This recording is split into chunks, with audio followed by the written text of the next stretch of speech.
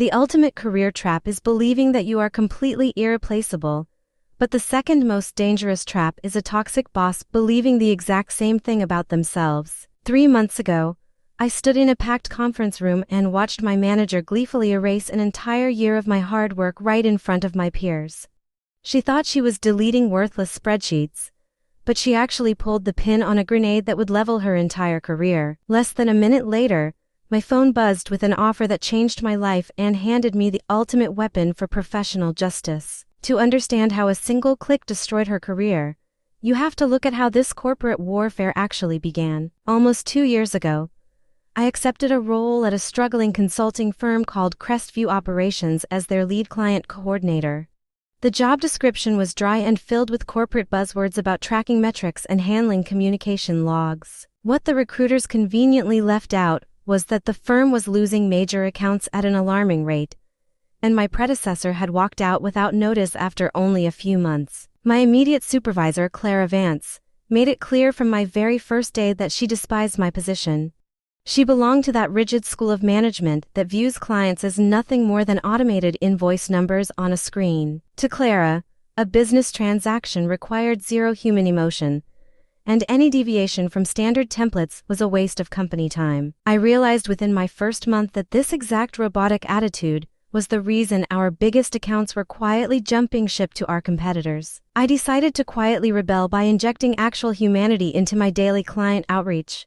When an executive named Arthur Pendleton mentioned his daughter was recovering from a major surgery, I noted it down and asked for an update during our next monthly call. He was so caught off guard by the genuine empathy that he spent half an hour detailing her recovery. Another major client, Beatrice Vance, received a personalized note from me celebrating her company anniversary, which prompted her to immediately sign a new $10,000 service contract. These small gestures were not expensive or theatrical, but they proved to our clients that someone actually valued their partnership. Clara, however, would frequently hover near my desk with deep disapproval written across her face.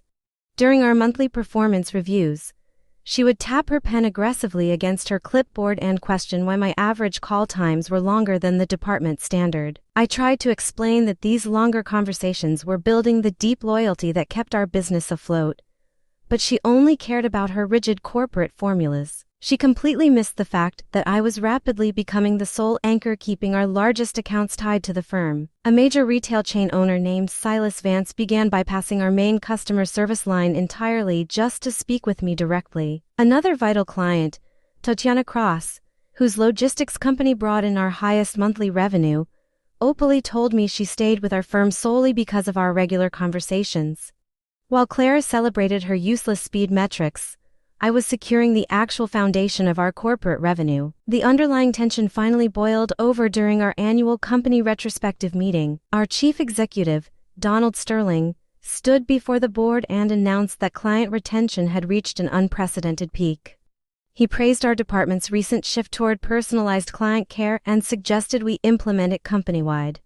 I watched Clara's face turn a dangerous shade of crimson as the head office credited my exact methods for saving the company money. The moment the meeting concluded, she cornered me in the hallway with pure malice in her eyes. She accused me of running a cheap theatrical performance and demanded I compile a comprehensive audit of every single client interaction I had handled over the past year. It was a transparent attempt to punish me with endless bureaucratic busywork, but I turned it into my masterpiece. I spent weeks meticulously documenting how casual conversations had directly translated into hundreds of thousands of dollars in retained contracts. My completed audit was 50 pages of undeniable proof that human connection was our most profitable asset. Instead of impressing her, my documentation only sealed my fate during an all-hands meeting the following Tuesday. Clara ordered me to project my audit database onto the main wall screen for the entire department to see.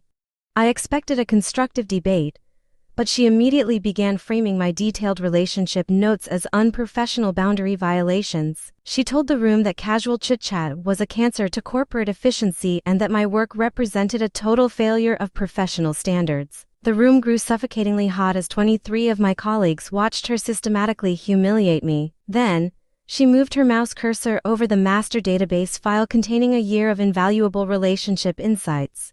She announced to the room that our department, was returning to strict transactional protocols effective immediately. With a smug smile, she pressed the delete key and permanently erased the entire archive from the system. The silence in the room was absolute as my hard work vanished into nothingness. Clara genuinely believed she had broken my spirit and forced me into submission. But she forgot one fundamental truth about business. You can delete a file, but you cannot delete a human relationship. The deep trust I had spent 18 months building with our clients existed in their minds, not on a corporate server. My phone began vibrating in my pocket before Clara could even finish her victory speech. I stepped out into the quiet corridor to answer a call from a rival firm called Vanguard Partners. The voice on the line belonged to their managing director, who explained they had been tracking my impact on client retention for nearly a year. He told me they were offering me a $500,000 annual salary, full executive autonomy, and corporate equity to build their new client relations division. It was more than double my current pay to do the exact work Clara had just branded as garbage. He reminded me that while I could not take proprietary data, clients were entirely free to choose where they took their business. When I walked back into that hostile conference room, Clara asked if I finally understood the new corporate boundaries.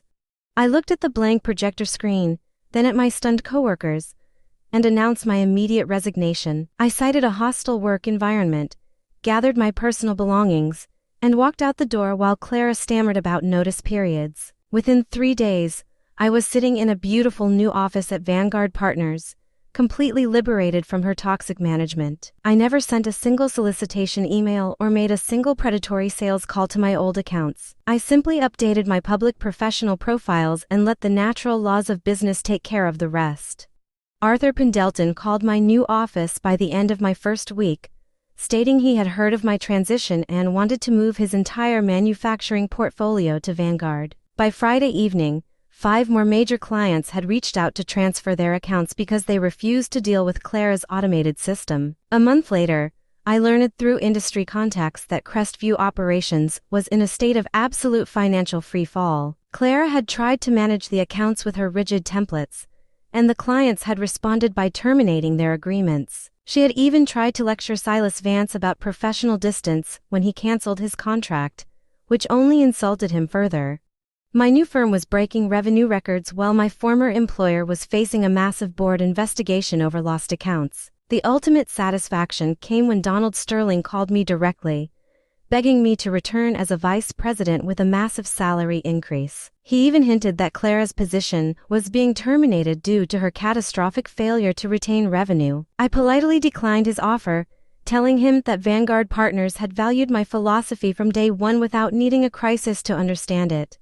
Clara was dismissed shortly after, leaving her with a ruined reputation and a resume marked by a self-inflicted disaster. True justice does not require elaborate schemes or malicious plots. It simply requires you to step aside and let incompetent people face the natural consequences of their own arrogance.